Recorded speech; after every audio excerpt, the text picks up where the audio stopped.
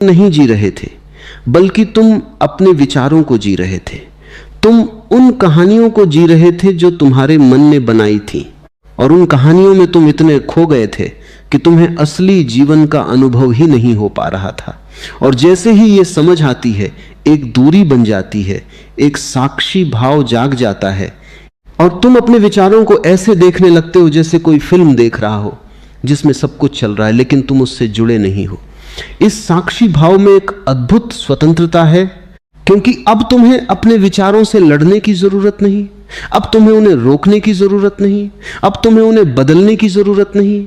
तुम बस उन्हें देखते हो, और जैसे ही तुम देखते हो वे अपने आप शांत होने लगते हैं, क्योंकि विचारों की ऊर्जा तुम्हारे ध्यान से आती है। और जब तुम ध्यान देना बंद कर देते हो तो वे धीरे धीरे कमजोर पड़ने लगते हैं। और फिर एक क्षण ऐसा आता है जब विचारों के बीच में अंतराल बढ़ने लगता है, और उन अंतरालों में जो मौन है वही तुम्हारा असली घर है। इस मौन में कोई इच्छा नहीं होती, कोई डर नहीं होता, कोई असुरक्षा नहीं होती, क्योंकि यह मौन किसी चीज पर निर्भर नहीं है, यह अपने आप में पूर्ण है। और जब तुम इस मौन को छू लेते हो तब तुम्हें समझ में आता है कि मस्त रहना किसी बाहरी परिस्थिति का परिणाम नहीं है, बल्कि यह तुम्हारी आंतरिक स्थिति का प्रतिबिंब है। और यह स्थिति तब आती है जब तुम अपने असली स्वरूप को पहचान लेते हो।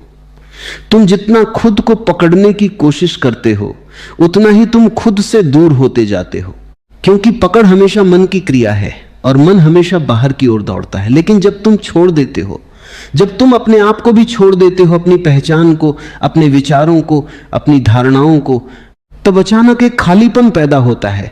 और यह खालीपन डरावना नहीं है, यह बहुत सुंदर है, क्योंकि इसी खालीपन में सृजन होता है, इसी खालीपन में नया जन्म लेता है।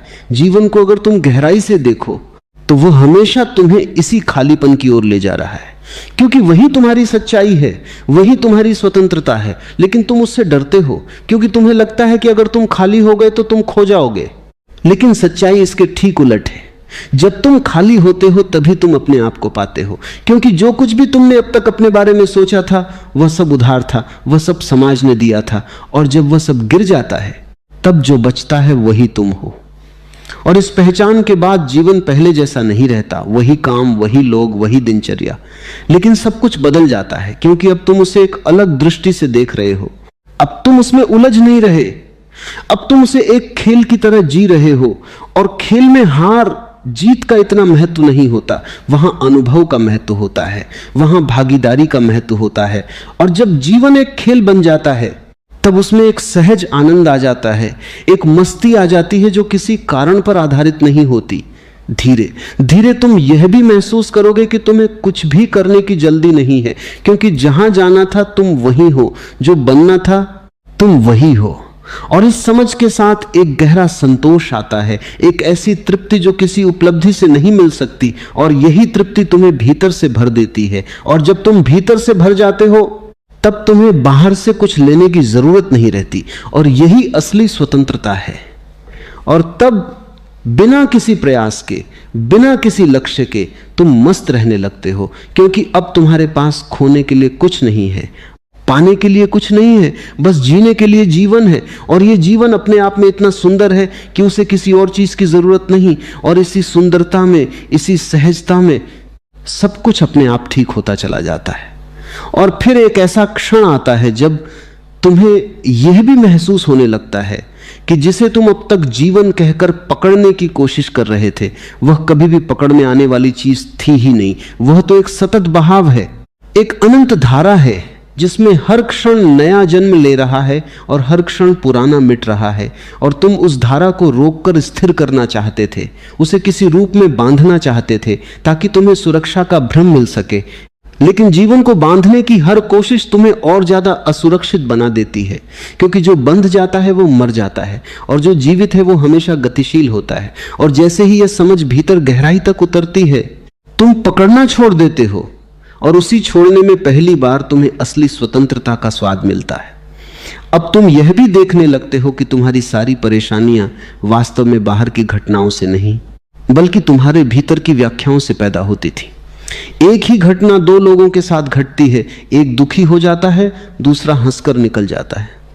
और इससे साफ हो जाता है कि घटना में दुख नहीं था, दुख उस अर्थ में था जो तुमने उसे दिया। और जब यह स्पष्टता आती है तब तुम अपने अर्थों को भी हल्के में लेने लगते हो, तुम उन्हें अंतिम सत्य नहीं मानते।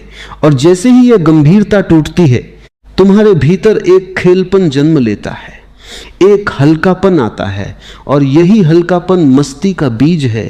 तुम अब धीरे धीरे यह भी समझने लगते हो कि जीवन में जो कुछ भी घट रहा है वह तुम्हारे खिलाफ नहीं है, बल्कि वह तुम्हें जागने के लिए प्रेरित कर रहा है। हर चुनौती तुम्हें तुम्हारी सीमाओं से बाहर ले जाने का निमंत्रण है। हर कठिनाई तुम्हें तुम्हारी गहराई से मिलाने का एक अवसर है, लेकिन तुम उसे दुश्मन मान लेते हो। और जैसे ही तुम उसे दुश्मन मानते हो, तुम उससे लड़ने लगते हो, और लड़ाई में कभी शांति नहीं मिलती। लेकिन जब तुम उसे मित्र की तरह देखना शुरू करते हो, तब एक नया दृष्टिकोण जन्म लेता है। तब तुम हर परिस्थिति में कुछ सीखने लगते हो, और सीखने वाला कभी दुखी नहीं होता, क्योंकि उसके लिए हर अनुभव मूल्यवान होता है। अब तुम्हारे भीतर धीरे धीरे एक ऐसी जागरूकता स्थापित होने लगती है जो हर क्षण तुम्हारे साथ रहती है। तुम चलते हो तो उसमें जागरूकता है, तुम बोलते हो तो उसमें जागरूकता है, तुम चुप होते हो तो उसमें भी जागरूकता है। और यह जागरूकता कोई प्रयास नहीं है, यह कोई अभ्यास नहीं है, यह एक स्वाभाविक स्थिति बन जाती है। जैसे सांस अपने आप चलती है, वैसे ही यह जागरूकता भी अपने आप बनी रहती है। और इसी जागरूकता में जीवन का हर क्षण एक गहरे अनुभव में बदल जाता है। तुम अब यह भी देख पाते हो कि सुख और दुख दोनों ही अस्थाई हैं, दोनों आते हैं और चले जाते हैं, और जो आता जाता है वह तुम नहीं हो सकते, क्योंकि तुम तो वह हो जो हमेशा है, जो हर परिवर्तन के पीछे स्थिर है। और जैसे ही ये पहचान स्पष्ट होती है, तुम सुख से भी चिपकते नहीं और दुख से भी भागते नहीं, तुम दोनों को समान रूप से स्वीकार करते हो। और इसी स्वीकार में एक संतुलन जन्म लेता है, एक ऐसी स्थिरता जो किसी भी परिस्थिति में नहीं डगमगाती। और इस स्थिरता में तुम्हारा जीवन एक अलग ही रंग लेने लगता है। अब तुम्हें किसी से कुछ साबित नहीं करना, अब तुम्हें किसी की मान्यता की जरूरत नहीं, अब तुम्हें खुद को भी साबित करने की जरूरत नहीं, क्योंकि तुम जानते हो कि जो तुम हो वह पहले से ही पूर्ण है, उसमें कुछ जोड़ने या घटाने की आवश्यकता नहीं। और इस पूर्णता के अनुभव में एक ऐसी गहरी संतुष्टि है जो शब्दों से परे है। धीरे धीरे यह संतुष्टि तुम्हारे हर कार्य में झलकने लगती है। तुम जो भी करते हो उसमें एक सहजता होती है, एक प्रवाह होता है, कोई तनाव नहीं होता, कोई जल्दबाजी नहीं होती, क्योंकि अब तुम परिणाम के पीछे नहीं भाग रहे, तुम प्रक्रिया का आनंद ले रहे हो। और जब प्रक्रिया का आनंद आता है तब परिणाम अपने आप सुंदर हो जाते हैं। क्योंकि वे किसी दबाव से नहीं, बल्कि एक सहज ऊर्जा से उत्पन्न होते हैं। अब तुम्हारे भीतर मौन और भी गहरा हो जाता है। वह सिर्फ विचारों के बीच का अंतराल नहीं रहता, बल्कि वह तुम्हारे पूरे अस्तित्व में फैल जाता है। तुम चलते हो तो मौन चलता है, तुम बोलते हो तो मौन बोलता है। और इस मौन में एक ऐसी सुगंध है जो हर चीज को पवित्र बना देती है। साधारण क्षण भी असाधारण लगने लगते हैं, छोटी छोटी बातें भी गहरी अनुभूति में बदल जाती हैं। और अंततः तुम इस सत्य को पूरी तरह जीने लगते हो कि मस्त रहना कोई लक्ष्य नहीं है जिसे हासिल करना है, बल्कि यह तुम्हारा स्वभाव है जिसे पहचानना है। और जैसे ही यह पहचान पूर्ण होती है, तुम्हारा सारा संघर्ष समाप्त हो जाता है, तुम्हारी सारी खोज समाप्त हो जाती है, और जो बचता है वह सिर्फ एक शांत, स्थिर, आनंदित उपस्थिति है, जो बिना किसी कारण के प्रसन्न है, जो बिना किसी प्रयास के संतुष्ट है। और तब सच में सब कुछ अपने आप ठीक होने लगता है, क्योंकि अब तुम ठीक करने वाले नहीं रहे, अब तुम सिर्फ देखने वाले हो। और देखने वाला कभी उलझता नहीं, वह सिर्फ साक्षी होता है। और इसी साक्षी भाव में जीवन अपनी पूरी सुंदरता के साथ खिलता है, बिना किसी बाधा के, बिना किसी रुकावट के। जैसे अस्तित्व स्वयं तुम्हारे माध्यम से नृत्य कर रहा हो और तुम बस उस नृत्य के साक्षी हो। और उसी साक्षी में, उसी मौन में वही मस्ती है जिसकी तलाश तुमने हमेशा की थी।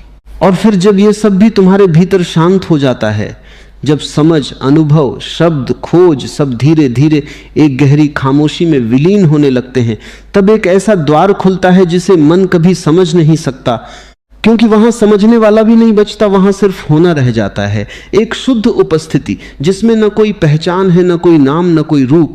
और इसी बिंदु पर आकर मस्ती एक अनुभव नहीं रहती, वह तुम्हारा अस्तित्व बन जाती है। जैसे आग में ताप अलग नहीं होता, जैसे फूल में सुगंध अलग नहीं होती, वैसे ही तुम्हारे भीतर आनंद और तुम अलग नहीं रहते। अब तक तुम मस्ती को एक अवस्था की तरह देख रहे थे, जैसे कुछ क्षणों में आती है और फिर चली जाती है, लेकिन अब तुम्हें स्पष्ट होने लगता है कि जो आता जाता है वह मस्ती नहीं हो सकता, वह सिर्फ मन की एक लहर है। और असली मस्ती तो वो है जो हमेशा है, जो कभी जाती नहीं, जो हर स्थिति में, हर परिस्थिति में, हर उतार चढ़ाव के बीच भी बनी रहती है। और इस मस्ती को पाने के लिए कुछ करना नहीं पड़ता, बल्कि जो कुछ तुम कर रहे हो उसे धीरे धीरे गिराना पड़ता है। तुम्हारी सबसे बड़ी आदत है खुद को पकड़कर रखना, अपनी पहचान को बचाए रखना, अपने विचारों को सही साबित करना, अपने अनुभवों को दोहराना। और यही पकड़ तुम्हें भारी बनाती है, तुम्हें जकड़ती है, तुम्हें जीवन के सहज प्रवाह से दूर ले जाती है। लेकिन जैसे ही तुम इस पकड़ को देख लेते हो, बिना उसे तोड़ने की कोशिश किए, बिना उससे लड़ने की कोशिश किए, वह अपने आप ढीली पड़ने लगती है। क्योंकि देखने में ही एक आग होती है, एक जागरूकता होती है जो झूठ को जला देती है। अब तुम अपने भीतर उन सूक्ष्म परतों को भी देख पाते हो जो पहले छिपी हुई थीं, जैसे हल्की सी चाह, बहुत गहरे में बैठा हुआ डर, बहुत महीन सी अपेक्षा। और पहले ये सब तुम्हें दिखाई नहीं देते थे, क्योंकि तुम्हारा ध्यान हमेशा बाहर की ओर था। लेकिन अब जब ध्यान भीतर की ओर मुड़ता है, तब ये सब स्पष्ट होने लगते हैं। और जैसे ही ये स्पष्ट होते हैं, वे अपना असर खोने लगते हैं। क्योंकि अंधेरा तभी तक रहता है जब तक उसे देखा नहीं जाता। और इस देखने की प्रक्रिया में एक अद्भुत बात घटती है, तुम्हारा केंद्र बदलने लगता है। पहले तुम परिधि पर जी रहे थे, घटनाओं में, लोगों में, परिस्थितियों में, लेकिन अब तुम केंद्र में आ जाते हो। और केंद्र में आने का अर्थ है कि अब तुम स्थिर हो, और स्थिरता में ही गहराई होती है, स्थिरता में ही शांति होती है। और इसी स्थिरता से एक ऐसी मस्ती जन्म लेती है जो किसी उत्तेजना से नहीं, बल्कि एक गहरे संतुलन से आती है। अब तुम्हारे लिए जीवन कोई समस्या नहीं, कोई चुनौती नहीं, बल्कि एक रहस्य बन जाता है। और रहस्य को हल नहीं किया जाता, उसे जिया जाता है, उसे महसूस किया जाता है। और जब तुम जीवन को इस तरह जीने लगते हो, तब हर क्षण में एक नई ताजगी होती है, एक नई सुगंध होती है। क्योंकि तुम उसे पुराने नजरिए से नहीं देख रहे, तुम हर क्षण को पहली बार देख रहे हो। बिना किसी स्मृति के हस्तक्षेप के तुम्हारे भीतर अब एक खालीपन स्थायी होने लगता है। लेकिन यह खालीपन किसी कमी का नहीं, बल्कि पूर्णता का संकेत है। क्योंकि अब उसमें कुछ भरने की जरूरत नहीं, अब वह अपने आप में संपूर्ण है।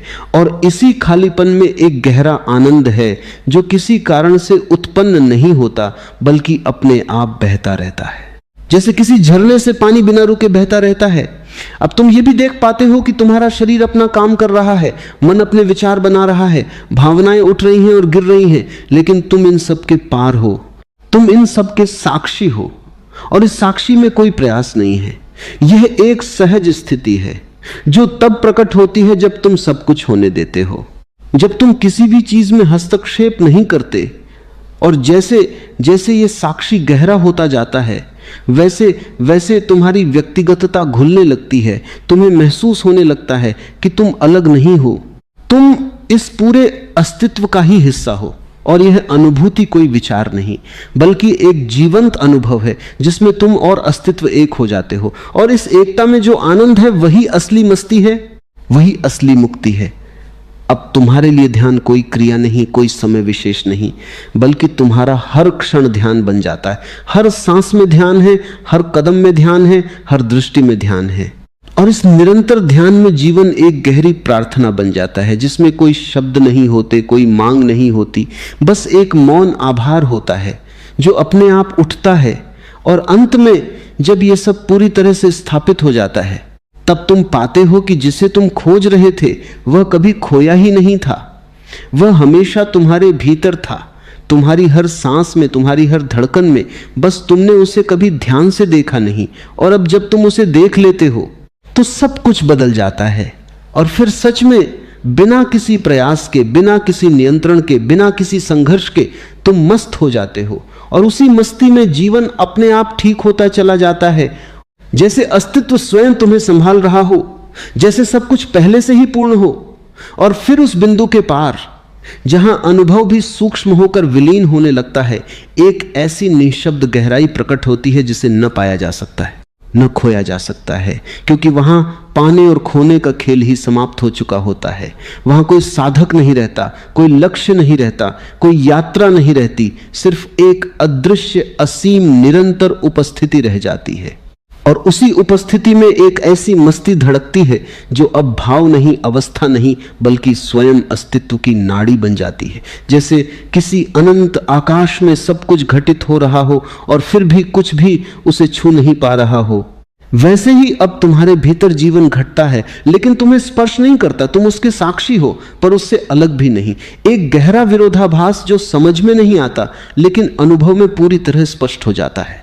अब तुम यह भी नहीं कहते कि मैं मस्त हूं, क्योंकि मैं का केंद्र ही घुलने लगता है। वह पहचान जो अब तक हर अनुभव के बीच खड़ी रहती थी, धीरे धीरे पारदर्शी हो जाती है। जैसे कोई कांच जो दिखता नहीं, सिर्फ उसके पार का दृश्य दिखाई देता है। और जब मैं पारदर्शी हो जाता है, तब जो बचता है वह सिर्फ शुद्ध चेतना होती है, जिसमें कोई केंद्र नहीं, कोई सीमा नहीं। और उसी असीमता में एक ऐसी सहजता है जो किसी अभ्यास से नहीं आई, बल्कि सब अभ्यासों के गिर जाने से प्रकट हुई है। अब जीवन को समझने की भी जरूरत नहीं रहती, क्योंकि समझ हमेशा दूरी पैदा करती है समझने वाला, और जिसे समझा जा रहा है। लेकिन यहां कोई दूरी नहीं है, यहां सिर्फ एकता है, एक ऐसा मिलन जिसमें दो का अस्तित्व ही समाप्त हो गया है। और इस मिलन में जो मौन है वही असली उत्तर है, वही हर प्रश्न का अंत है। क्योंकि जहां मौन है वहां प्रश्न उठ ही नहीं सकता, और जहां प्रश्न नहीं है वहां खोज भी नहीं है, और जहां खोज नहीं है वहां एक गहरी विश्रांति है, एक ऐसा ठहराव जो किसी प्रयास से नहीं बल्कि पूर्ण समर्पण से आया है। अब तुम्हारे भीतर कोई भी हलचल स्थायी नहीं रहती। विचार आते हैं लेकिन जड़ नहीं पकड़ते, भावनाएं उठती हैं लेकिन तुम्हें बहा नहीं ले जाती, परिस्थितियां बदलती हैं लेकिन तुम्हारे केंद्र को नहीं हिलाती, क्योंकि अब तुम्हारा केंद्र कहीं बाहर नहीं, वह भीतर की उस गहराई में स्थिर है जहां कोई लहर पहुंच नहीं सकती। और इसी स्थिरता में एक ऐसी मस्ती है जो शांत है, जो उछाल भरी नहीं, जो चीखती नहीं, बल्कि बहुत धीमे, बहुत गहरे स्तर पर बहती है, जैसे धरती के भीतर जल की एक अदृश्य धारा बहती है। अब तुम्हारा जीवन किसी सिद्धांत पर नहीं चलता, किसी नियम पर नहीं चलता, बल्कि एक सहज बुद्धिमत्ता से संचालित होता है, जो न सीखी गई है न सिखाई जा सकती है। वह अपने आप प्रकट होती है जब मन का हस्तक्षेप समाप्त हो जाता है। और इस बुद्धिमत्ता में तुम्हारे हर कदम में एक सटीकता होती है, लेकिन वह सटीकता किसी योजना से नहीं, बल्कि एक गहरे भरोसे से आती है। एक ऐसे भरोसे से जो कहता है कि जीवन खुद को जानता है, उसे दिशा देने की जरूरत नहीं। अब तुम्हारे लिए समय भी अपना अर्थ खोने लगता है, क्योंकि तुम वर्तमान में इतने गहरे उतर चुके हो कि अतीत और भविष्य की पकड़ ढीली हो गई है। वे अब भी आते हैं स्मृतियों के रूप में, कल्पनाओं के रूप में, लेकिन वे तुम्हें खींच नहीं पाते। वे सिर्फ सतह पर हल्की लहरों की तरह आते हैं और लौट जाते हैं, और तुम उस गहराई में बने रहते हो जहां सिर्फ अभी है। और इस अभी में एक ऐसी पूर्णता है कि उसमें कुछ जोड़ने की कोई आवश्यकता नहीं। अब तुम्हारे भीतर जो मौन है वह सिर्फ तुम्हारा नहीं रहता, वह एक सार्वभौमिक मौन बन जाता है, जैसे तुम्हारे माध्यम से पूरा अस्तित्व शांत हो गया हो। और इस मौन में एक ऐसी करुणा जन्म लेती है जो किसी भावना पर आधारित नहीं, बल्कि एक गहरी समझ पर आधारित है। एक ऐसी समझ कि हर व्यक्ति उसी खोज में भटक रहा है जिसमें तुम कभी भटके थे। हर व्यक्ति उसी मस्ती की तलाश में है जिसे वह बाहर ढूंढ रहा है, जबकि वह भीतर छिपी है। और इस करुणा में कोई दया नहीं होती, कोई श्रेष्ठता नहीं होती, सिर्फ एक सहज प्रवाह होता है। जैसे कोई सुगंध बिना प्रयास के फैलती है, वैसे ही तुम्हारी उपस्थिति दूसरों को छूने लगती है, बिना कुछ कहे, बिना कुछ सिखाए। क्योंकि अब तुम्हारा होना ही संदेश बन गया है, तुम्हारा मौन ही उत्तर बन गया है, तुम्हारी मस्ती ही मार्गदर्शन बन गई है। मनुष्य का जीवन एक निरंतर दौड़ है। हर कोई किसी न किसी चीज को जीतने की होड़ में लगा है। कोई धन की दौलत इकट्ठा कर लेना चाहता है, कोई सत्ता पर अधिकार जमाना चाहता है, कोई नाम और यश से पूरी दुनिया को प्रभावित करना चाहता है। और अगर तुम किसी से पूछो कि जीवन में सबसे बड़ी सफलता क्या है, तो एक ही उत्तर मिलेगा, दूसरों से आगे निकल जाना, उन्हें मात दे देना, उनसे जीत जाना। लेकिन मैंने देखा है जो लोग बाहर की इस जीत में पूरी ताकत लगा देते हैं, वही भीतर से सबसे गरीब होते। तुम लाखों रुपए जीत लो, करोड़ों लोगों की तालियां पालो, मगर अगर अपने मन को नहीं जीता तो सब कुछ व्यर्थ हो जाएगा। क्योंकि अंत में तुम्हें अपने भीतर ही जीना है। तुम्हारी रात की नींद, तुम्हारे दिल की शांति, तुम्हारे भीतर का मौन, यही तुम्हारा असली धन है। मगर आदमी बाहर भाग रहा है, वह सोचता है अगर मैं दुनिया जीत लूंगा तब भीतर की शांति अपने आप मिल जाएगी। यह सबसे बड़ा भ्रम है, क्योंकि भीतर की शांति कभी बाहर से नहीं आती। बाहर की जीत अस्थाई है। आज तुम विजेता हो, कल कोई और तुमसे आगे निकल जाएगा। बाहर की जीत तुम्हें अहंकार देती है, और अहंकार जितना बढ़ता है भीतर की पीड़ा उतनी गहरी होती है। इसलिए मैंने कहा है पहले खुद जीतो। इसका मतलब है अपने मन की उलझनों को देखना। तुम्हारे भीतर क्रोध है, ईर्ष्या है, इच्छाएं हैं। अगर तुम इन्हें पहचान नहीं पाते, अगर तुम इनके गुलाम बने रहते हो, तो बाहर की सारी जीत तुम्हें दास ही बनाए रखेगी। मान लो किसी ने धन जीत लिया मगर गुस्से में अपने ही परिवार को दुखी कर दिया। किसी ने सत्ता जीत ली लेकिन रात को नींद नहीं आती। तो बताओ ये कैसी जीत है? क्या इसे विजय कह सकते हो? नहीं, ये हार ही है। भले ही पूरी दुनिया तुम्हें विजेता कहे, असली जीत वही है जब तुम अपने भीतर शांत हो जाते हो, जब तुम्हारे पास जो है उसमें तुम संतुष्ट और प्रसन्न हो जाते हो, जब तुम्हारे भीतर प्रेम उमड़ता है और तुम किसी से लड़ना नहीं चाहते। याद रखो, ये जीत दूसरों के खिलाफ नहीं है, ये जीत तुम्हारे ही मन के खिलाफ। और जो आदमी अपने मन को जीत लेता है उसके लिए बाहर की दुनिया स्वयं ही बदल जाती है। अब उसे किसी और पर विजय पाने की आवश्यकता नहीं होती, क्योंकि उसका जीवन ही विजय बन जाता है। जीत का असली अर्थ यही है, अपने भीतर को जीतना। ये सबसे कठिन है लेकिन सबसे सुंदर है। जो ये कर लेता है वही सचमुच राजा है। फिर चाहे उसके पास कोई ताज ना हो, कोई सिंहासन ना हो, कोई साम्राज्य ना हो, उसका आंतरिक साम्राज्य अनंत है। यही है असली जीत और यही है यात्रा की शुरुआत। जीवन में हर इंसान को लगता है कि उसका कोई ना कोई दुश्मन है। कभी हम पड़ोसी को दुश्मन मान लेते हैं, कभी समाज को, कभी हालात को, कभी राजनीति को। हम सोचते हैं कि अगर ये सब सही हो जाए तो हमारा जीवन सुखी हो जाएगा। लेकिन जरा ठहर कर देखो, क्या सचमुच बाहर का कोई व्यक्ति या परिस्थिति तुम्हें दुखी करती है? या दुख का असली कारण तुम्हारे भीतर ही छिपा है? मैं कहता हूं तुम्हारा असली दुश्मन बाहर नहीं, भीतर बैठा है। तुम्हारा क्रोध, तुम्हारा अहंकार, तुम्हारा लोभ, यही असली दुश्मन है। ये चुपचाप तुम्हारे भीतर रहते हैं और तुम्हारी सारी शांति को खा जाते हैं। सोचो, पड़ोसी अगर बुरा बोलता है तो चोट तुम्हें क्यों लगती है? क्योंकि भीतर अहंकार बैठा है। अगर अहंकार ना हो तो कोई भी तुम्हें अपमानित नहीं कर सकता। क्रोध तुम्हें नचाता है, लोभ तुम्हें गुलाम बना देता है, और ईर्ष्या तुम्हारे हृदय की आग बन जाती है। ये तुम्हारे सबसे करीबी दुश्मन है। कभी कभी तुम बाहर बड़ी जीत हासिल कर लेते हो, लोग तुम्हें विजेता कहते हैं, सफल कहते हैं, लेकिन रात को जब जाते हो नींद नहीं आती, क्योंकि तुम्हारा मन शांत नहीं है।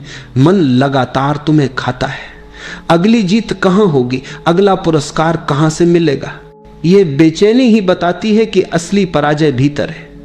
एक आदमी था जिसने पूरी दुनिया से लड़ाई की, हर जगह उसने विरोधियों को हराया, वह दूसरों को मात देने में माहिर था। लेकिन जब रात होती वह अपने ही मन से हार जाता। उसके विचार उसे सोने नहीं देते थे।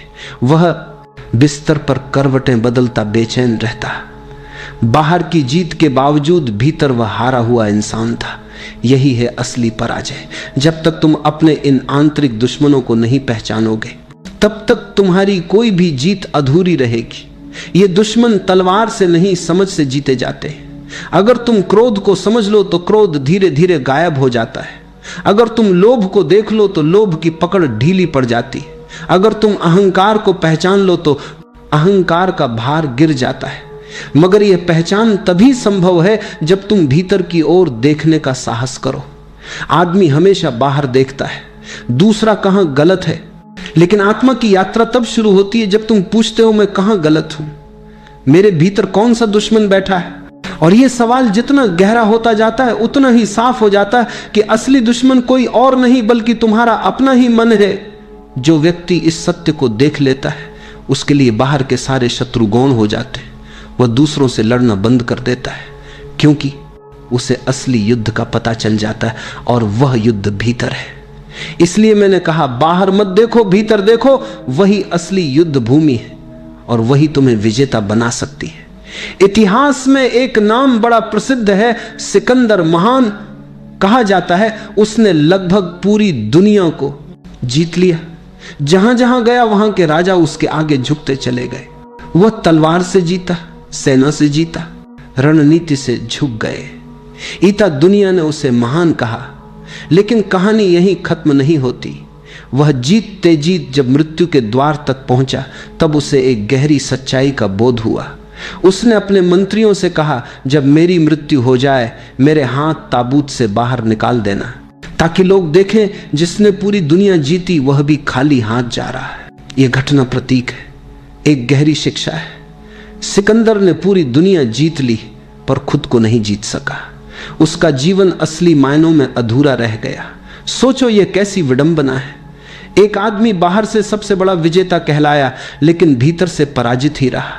उसकी आत्मा कभी शांति को नहीं छू सकी। उसके भीतर की प्यास बुझी नहीं बल्कि और बढ़ती चली गई, क्योंकि जीत जितनी बड़ी होती है प्यास उतनी और तीव्र हो जाती है। बाहर की जीत कभी पूरी नहीं होती। आज तुम एक देश जीत लो तो कल दूसरा खड़ा है। आज तुम एक प्रतियोगिता जीत लो तो कल कोई और चुनौती सामने है। बाहर की विजय एक अंतहीन दौड़ है और इस दौड़ का कोई अंत नहीं, क्योंकि यह मन की इच्छाओं से चलती है।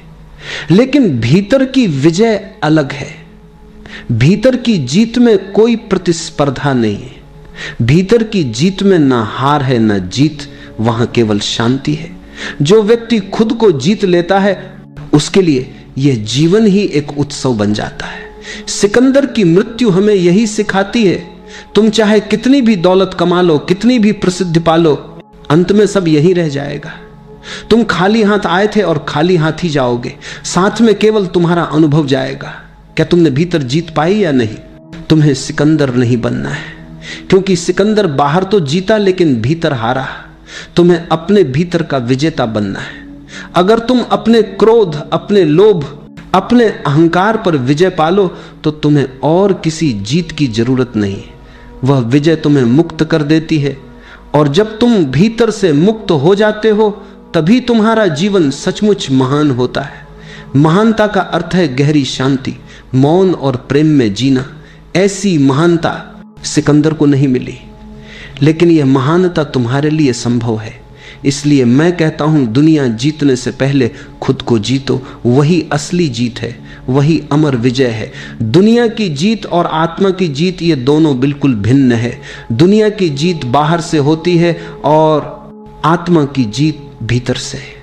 दुनिया की जीत तलवार से, दौलत से, राजनीति से, प्रतियोगिता से होती है, लेकिन आत्मा की जीत मौन से, ध्यान से और प्रेम से होती है।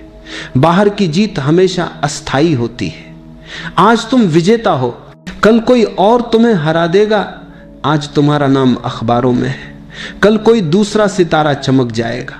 बाहर की जीत उतनी ही टिकती है जितनी देर तक तालियां बजती हैं। तालियां रुकते ही विजेता फिर अकेला हो जाता है। लेकिन भीतर की जीत का स्वरूप अलग है। जब तुम अपने भीतर की शांति को छू लेते हो तब कोई उसे तुमसे छीन नहीं सकता।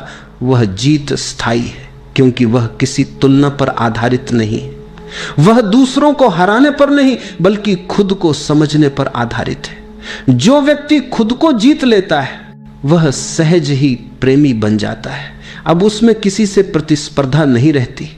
वह न किसी को पीछे छोड़ना चाहता है न किसी को हराना चाहता है, बल्कि उसकी उपस्थिति ही इतनी शांत और प्रेम से भरी होती है कि लोग उसके पास आकर आराम महसूस करते हैं। वह किसी को जीतने की कोशिश नहीं करता, लेकिन उसका मौन, उसका प्रेम, उसका अपनापन लोगों के दिल जीत लेता है। बाहर की जीत अहंकार को बढ़ाती है, भीतर की जीत अहंकार को मिटा देती है। और यही फर्क है, जिसके पास अहंकार है वह हमेशा असुरक्षित रहेगा। उसे हमेशा डर रहेगा कि उसकी स्थिति, उसका नाम, उसका साम्राज्य छीन जाएगा। लेकिन जिसकी आत्मा जीत चुकी है उसके पास खोने को कुछ ना ही होता, वह हमेशा सुरक्षित, हमेशा मुक्त होता है। सोचो, अगर बाहर की जीत ही अंतिम होती तो इतने बड़े बड़े विजेता, सम्राट और अरबपति क्यों बेचैन रहते? इतिहास गवाह है, जिसने बाहर की जीत पाई उसे भीतर की हार का अनुभव हुआ, और जिसने भीतर की जीत पाई उसके लिए बाहर की हार जीत महत्वहीन हो गई। एक साधु सड़क पर भीख मांग रहा हो, फिर भी अगर उसने आत्मा को जीत लिया है तो वह राजा है, और एक सम्राट महलों में बैठा हो पर भीतर हारा हुआ है तो वह दास है। इसलिए मैं कहता हूं, आत्मा की जीत ही सच्ची विजय है, क्योंकि यह कभी हार में नहीं बदल सकती। यह न समय से बंधी है न परिस्थिति से, यह तुम्हारे भीतर का खजाना है। और जब यह खजाना मिल जाता है तब सारा जीवन एक उत्सव बन जाता है। यही दृष्टि है, यही परम सत्य है। जो अपने भीतर जीत गया उसके लिए सारी दुनिया पहले ही जीती जा चुकी है। जीवन का सबसे बड़ा युद्ध बाहर नहीं है। बाहर के युद्ध तो बहुत छोटे हैं। कोई तुम्हें गाली दे दे, कोई तुम्हें अपमानित कर दे, कोई तुम्हारे धन पर कब्जा कर ले, ये सब क्षणिक है। लेकिन भीतर का युद्ध हर पल चल रहा है। तुम्हारे विचार, तुम्हारी इच्छाएं, तुम्हारा क्रोध, तुम्हारा लोभ, ये सब तुम्हें लगातार खींचते रहते हैं। और ये युद्ध तलवार से नहीं जीता जा सकता। इस युद्ध की एक ही साधना है, ध्यान। लोग सोचते हैं कि ध्यान कोई तकनीक है, कोई कठिन साधना है, लेकिन ध्यान बहुत सरल है। ध्यान का अर्थ है अपने भीतर की आवाज को सुनना, अपने विचारों के बीच की खामोशी को पहचानना। तुम्हारे मन में हर पल विचारों की भीड़ लगी रहती है। जैसे बाजार में शोर होता है, वैसे ही तुम्हारे भीतर लगातार हलचल होती रहती है, और इस शोर में तुम अपनी असली आवाज नहीं सुन पाते। ध्यान का अर्थ है उस शोर से थोड़ा हट जाना, दूरी बना लेना। जैसे ही तुम आंखें बंद करते हो और सांस पर ध्यान लगाते हो, धीरे धीरे विचारों का शोर धीमा होने लगता है। तुम महसूस करने लगते हो कि सांस भीतर जा रही है, सांस बाहर आ रही है, और उस बीच एक गहरी शांति उतरती है। यही शांति तुम्हें विजेता बनाती है। ध्यान तुम्हें दूसरों से नहीं, खुद से जीतने की शक्ति देता है। ध्यान तुम्हें यह दिखाता है कि क्रोध आएगा और जाएगा, लेकिन तुम क्रोध नहीं हो। विचार आएंगे और चले जाएंगे, लेकिन तुम विचार नहीं हो। तुम सिर्फ साक्षी हो, देखने वाले। जो ये पहचान लेता है वह जीत जाता है, क्योंकि तब उसके पास कोई भी आंतरिक दुश्मन नहीं बचता। वह अब क्रोध का गुलाम नहीं, लोभ का गुलाम नहीं, भय का गुलाम नहीं। वह स्वतंत्र है, मुक्त है। अगर तुम सच्चे विजेता बनना चाहते हो तो ध्यान तुम्हारा मार्ग है। ध्यान से बड़ी कोई साधना नहीं है, क्योंकि यह तुम्हें तुम्हारे असली स्वरूप से मिला देता है। एक बार आंखें बंद करो, सांस भीतर जा रही, सांस बाहर आ रही, इस पल की जागरूकता ही तुम्हारी विजय है। लोग सोचते हैं कि भीतर की जीत बहुत कठिन है, जैसे कोई बड़ी साधना करनी पड़ेगी, पहाड़ों में जाना होगा, तपस्या करनी होगी।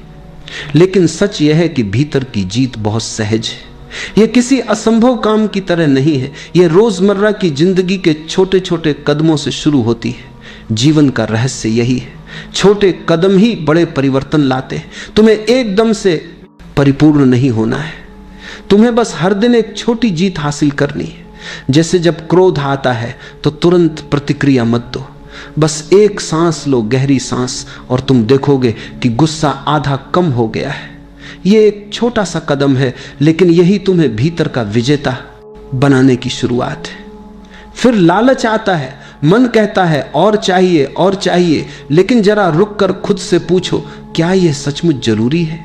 ज्यादातर बार जवाब होगा नहीं, और उस क्षण तुमने एक जीत पाली, क्योंकि तुमने लोभ को तुम्हें नियंत्रित करने नहीं दिया। और तीसरा झूठ, हम झूठ अक्सर बोल देते हैं, कभी डर से, कभी लाभ के लिए, लेकिन जब अगली बार झूठ बोलने का अवसर आए तो बस चुप रह जाना। मौन बहुत शक्तिशाली है, मौन कभी धोखा नहीं देता। अगर तुम झूठ की जगह मौन को चुन लो तो यह भी एक जीत है। ये छोटे छोटे कदम सुनने में मामूली लगते हैं, लेकिन यही तुम्हारे जीवन का चेहरा बदल देते हैं हर दिन। अगर तुम एक एक छोटे कदम से आगे बढ़ो तो धीरे धीरे भीतर की जीत तुम्हारे लिए स्वाभाविक हो जाएगी। याद रखो, जीवन कोई दौड़ नहीं है, तुम्हें किसी से तुलना नहीं करनी, तुम्हें बस कल से थोड़ा बेहतर होना है। आज अगर तुमने एक सांस लेकर गुस्से को रोका, आज अगर तुमने एक बार लालच पर सवाल उठाया, आज अगर तुमने एक झूठ की जगह मौन चुना, तो तुमने खुद को जीतने की दिशा में कदम रख दिया। छोटे छोटे कदम ही तुम्हें बड़ा विजेता बनाएंगे, क्योंकि धीरे धीरे यही कदम तुम्हें ध्यान, मौन और प्रेम की गहराई में ले जाएंगे।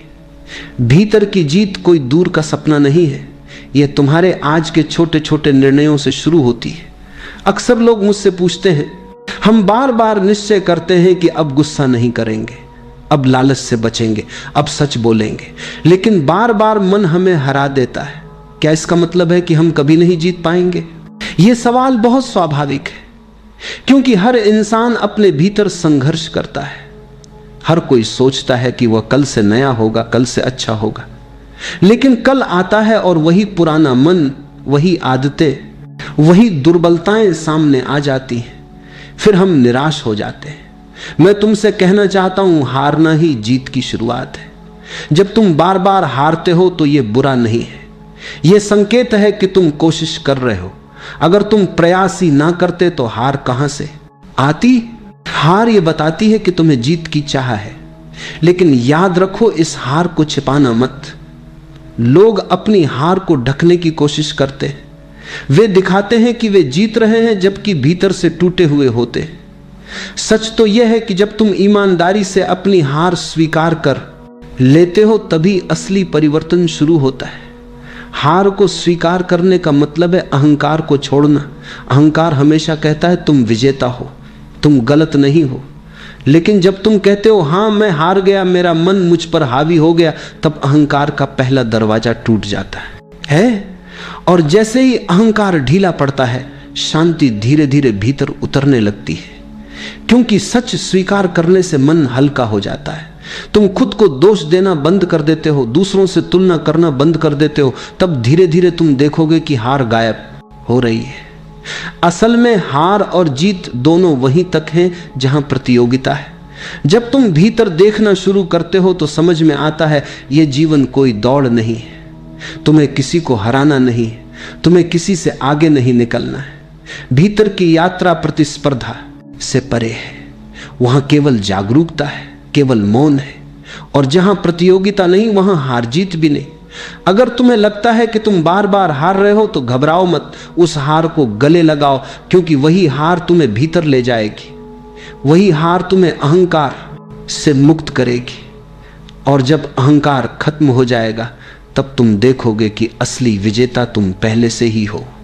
याद रखो, हार कोई अंत नहीं है। हार तो वह द्वार है जिससे गुजरकर तुम शांति और आत्मा की सच्ची जीत में प्रवेश करते हो। जीवन में एक सुंदर कथा आती है, यह देखा।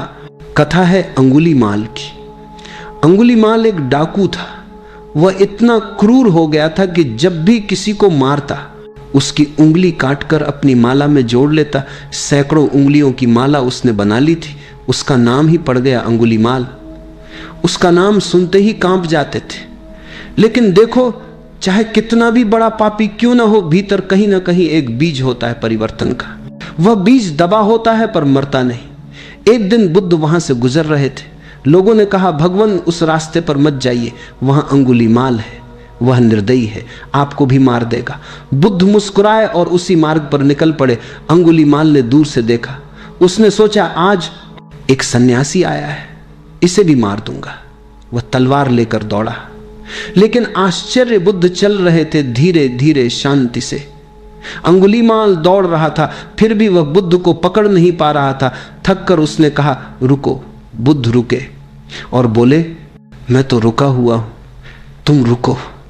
मैं हिंसा से बहुत पहले रुक चुका हूं, तुम अभी भी दौड़ रहे हो हिंसा में, पागलपन में। पहले खुद को रोकना सीखो। ये शब्द बिजली की तरह अंगुलीमाल के हृदय में उतर गए। वह कांप उठा, उसकी तलवार हाथ से गिर गई। उसने बुद्ध के चरणों में सिर रख दिया और कहा, मैं बहुत हार चुका हूं, बहुत लूट चुका हूं, क्या अब भी मेरे लिए कोई आशा है? बुद्ध ने कहा, हां, आशा हमेशा है। पहले खुद को जीत, फिर दुनिया अपने आप बदल जाएगी। और सच ही अंगुलीमाल साधु बन गया। वह वही डाकू जिसने रक्त से खेला था, एक दिन करुणा और ध्यान का प्रतीक बन गया। यह कथा हमें बताती है कि चाहे अंधकार कितना भी गहरा क्यों ना हो, प्रकाश की संभावना हमेशा रहती है। अंगुलीमाल ने सैकड़ों को हराया था, पर खुद से हारता रहा। जिस क्षण उसने खुद को जीता, उसी क्षण उसका जीवन बदल गया। यह भीतर की जीत, यही है आत्मा की विजय, और यही सबसे सुंदर जीत है, क्योंकि इसमें कोई और पराजित नहीं होता। जब तुम खुद को जीत लेते हो, तब पूरा अस्तित्व तुम्हारा मित्र बन जाता है। तब न हिंसा रहती है, न लालच, न भय, केवल प्रेम रह जाता है। तो याद रखो, दुनिया को जीतना आसान है, लेकिन स्वयं को जीतना यही असली तपस्या है।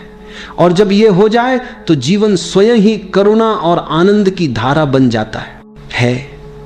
जब तुम खुद को जीत लेते हो, जब भीतर के तूफान शांत हो जाते हैं, तब तुम्हारे भीतर कुछ अद्भुत जन्म लेता है, प्रेम का फूल।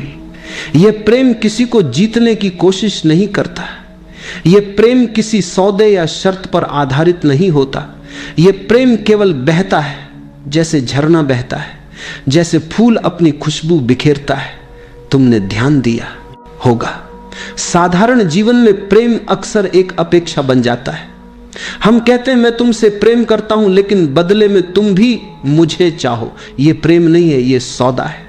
सच्चा प्रेम तब खिलता है जब तुम्हें भीतर से पूर्णता मिल जाती है, जब तुम्हें अपने अस्तित्व पर भरोसा हो जाता है, जब तुम्हारे भीतर कोई खालीपन नहीं रहता। तब तुम दूसरों से प्रेम करने लगते हो, बिना किसी शर्त के।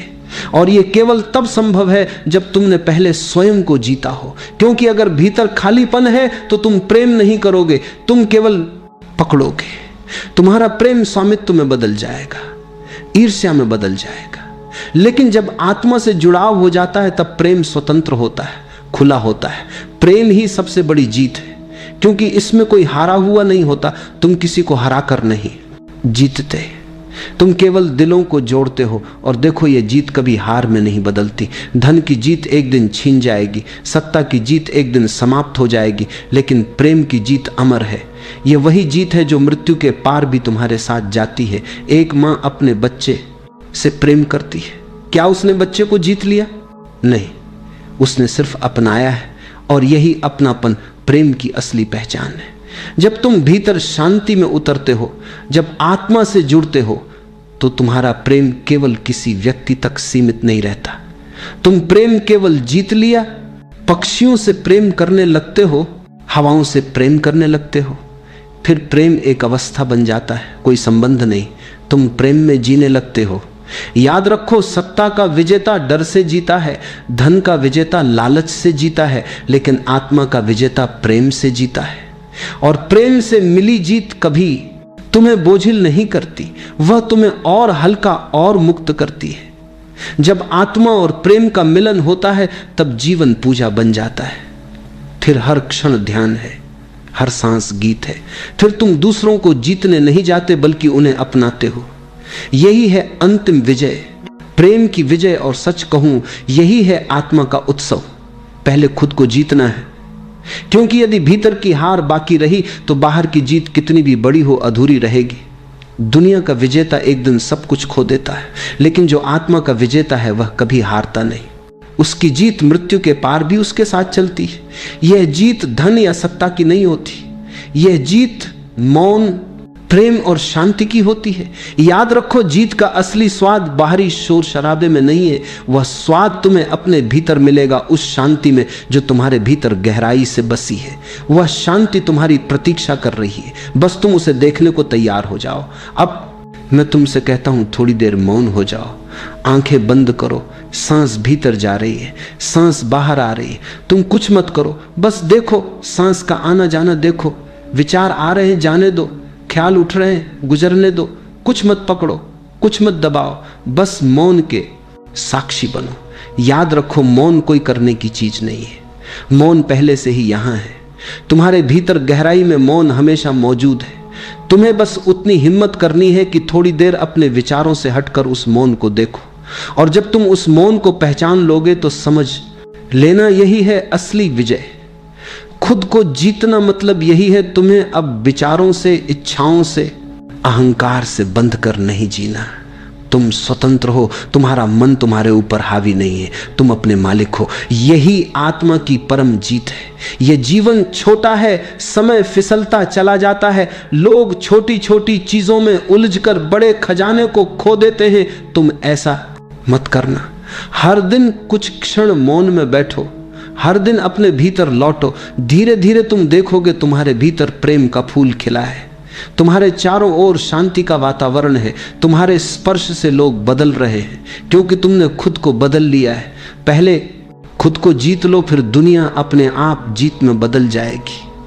अब बस कभी भी दुनिया को जीतने की बात मत करना जब तक तुमने खुद को नहीं जीता, क्योंकि दुनिया को जीतने की कोशिश हमेशा बाहरी लड़ाई में उलझा देती है और खुद को जीतना हमेशा भीतर की रोशनी जगाता है।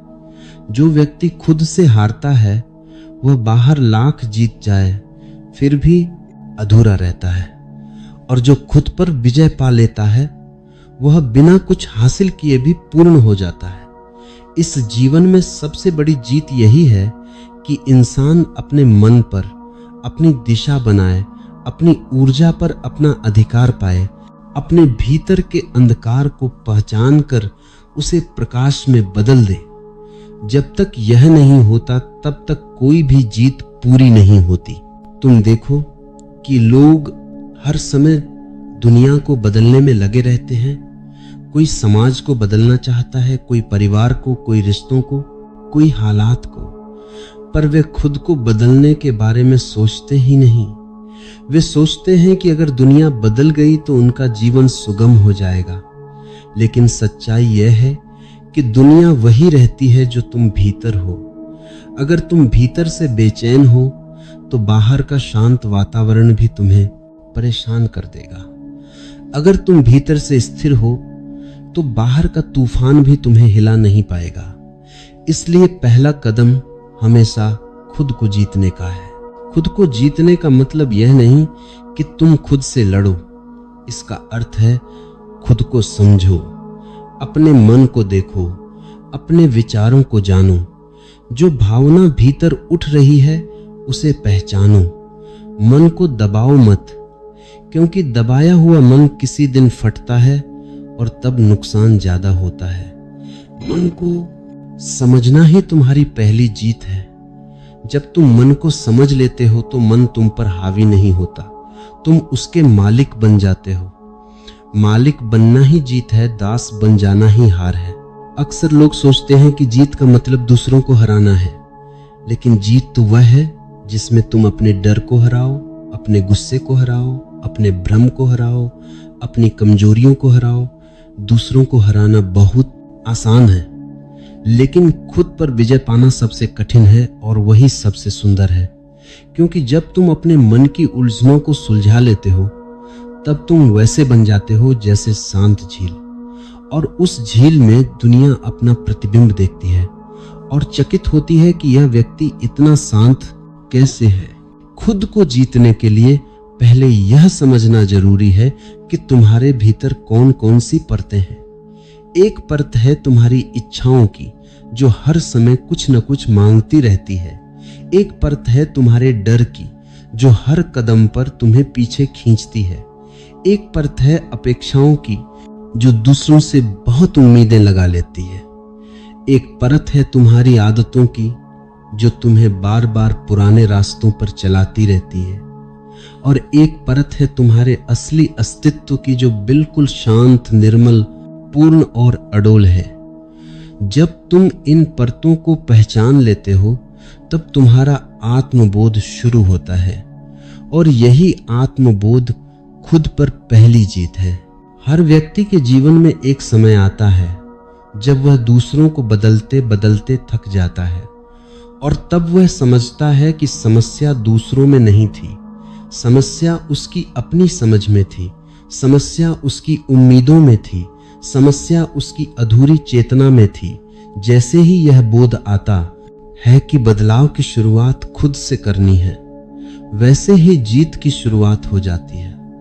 यह जीत किसी दिन अचानक नहीं मिलती, बल्कि हर दिन के छोटे छोटे प्रयासों से मिलती है। पहला प्रयास है अपने विचारों को देखना।